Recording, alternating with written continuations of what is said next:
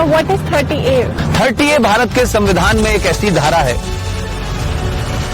ये धारा ये कहती है कि हिंदू अपने धर्म की शिक्षा नहीं दे सकता, अपने कॉलेज में नहीं दे सकता, प्राइवेट कॉलेज में नहीं दे सकता, इसके लिए कॉलेज नहीं बना सकता, और जो सरकार के जो कॉलेजेस हैं उसमें नहीं दी जा सकती।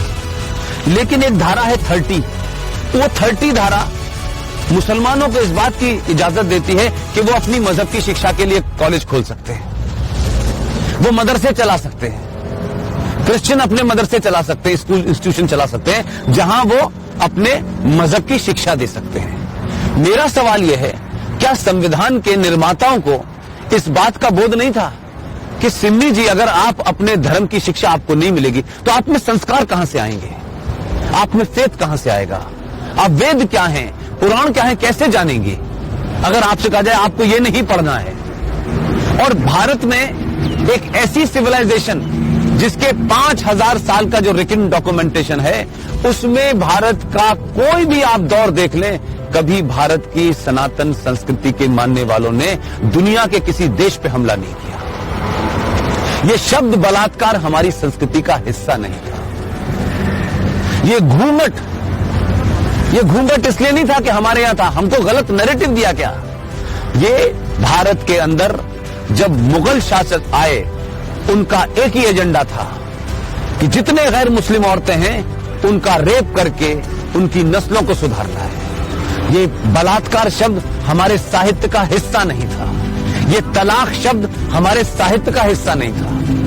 हमारी परंपरा और संस्कृति में 7 फेरे जीवन भर के लिए जाते हैं। इस्लाम में शादी is a contract between 2 people, it's a business.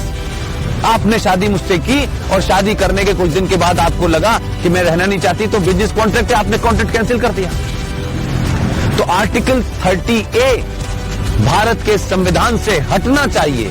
इस देश के 90 से 95 करोड़ हिंदुओं को उनका शास्त्र क्या कहता है, उनका वेद क्या कहता है, इसकी शिक्षा की इजाजत देनी चाहिए। और मंदिरों के ऊपर जो हिंदू पैसा चढ़ाते हैं, यह भी एक लॉ है जो नहीं पता देश को।